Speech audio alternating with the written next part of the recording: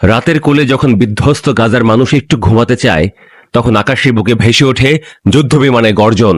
এরপরই আগুন ছড়িয়ে পড়ে শহরের ঘরে ঘরে। এই বিভৎস চিত্র যেন গাজার প্রত্যেক দিনের বাস্তবতা। শনিবার ভোর থেকে শুরু হওয়া ইসরায়েলি হামলায় নিহত হয়েছেন অন্তত 15 জন ফিলিস্তিনি, আহত আরও অনেকে। অব্যাহত বোমাবর্ষণের পাশাপাশি এবার শুরু হয়েছে পূর্ণাঙ্গ স্থল অভিযান। রাফা, খান ইউনিস, বেইত হানুন, বেইত লাহের মতো গুরুত্বপূর্ণ এলাকাগুলোর দখল নিচ্ছে ইসরায়েলি সেনারা।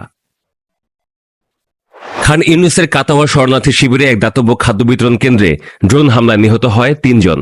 একই এলাকার একটি অ্যাপার্টমেন্টে হামলায় এক ব্যক্তি নিহত হন, আহত হন তার স্ত্রী ও সন্তান। গাজা সিটির আল জাইতুন এলাকায় কামানের গোলায় প্রাণ যায় এক তরুণীর। সুজাইয়ায় আবু আত্তা পরিবারের বাড়িতে বোমা হামলায় হতাহত হয় আরও অনেকে।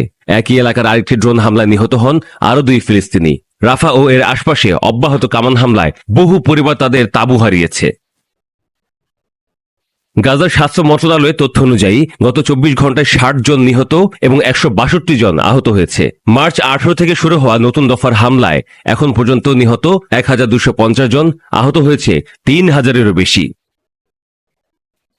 সবচেয়ে ভয়ঙ্কর দিক হলো এই হামলার সঙ্গে চলছে ঘেরাও ও অবরোধ। ত্রাণ পৌঁছতে দেয়া হচ্ছে না গাজাবাসীর কাছে। জাতিসংঘের UNRW এর প্রধান ফিলিপ লাজারিনি স্পষ্ট ভাষায় বলেছেন, ইসরায়েল খাবার ও মানবিক সাহায্যকে অস্ত্র হিসেবে ব্যবহার করছে। মার্চ 2 থেকে বন্ধ রয়েছে সব সীমান্ত, ঢুকছে না কোনো খাদ্য, ওষুধ বা জ্বালানি। এই নিষ্ঠুর অবরোধের কারণে পুরো গাজা আজ এক মানবিক দুর্যোগের মুখে। বাঁচার আশায় মানুষের কান্না আকাশ ছুঁয়ে যাচ্ছে। সুজাইয়ায় বহু নারী ও শিশু আল জাজিরার মাধ্যমে সাহায্যের আকুতি জানিয়েছেন। তারা বলছেন, শেল্টার ছেড়ে বের হলেই মৃত্যু। আকাশ থেকে নেমে আসা আগুন আর জমিনের গোলার আঘাতে ছিন্ন ভিন্ন পরিবারগুলো এখন দিশেহারা। এদিকে ইসরায়েলি সংবাদ মাধ্যম ওয়ালা জানিয়েছে, ইসরায়েলি সেনাবাহিনী এখন গোপন অভিযানে নেমেছে। সেনাপ্রধান ইয়াল জামির নির্দেশ দিয়েছেন সব সামরিক পরিকল্পনা গোপন রাখতে। বাড়ানো হয়েছে বিমান, কামান এবং গোয়েন্দা ইউনিটের তৎপরতা। এই বর্বরতা বন্ধ হওয়ার কোনো লক্ষণ নেই। আন্তর্জাতিক আহ্বান বারবার উপেক্ষিত হচ্ছে। মার্কিন সমর্থনে গণহত্যা অব্যাহত রেখেছে ইসরায়েল।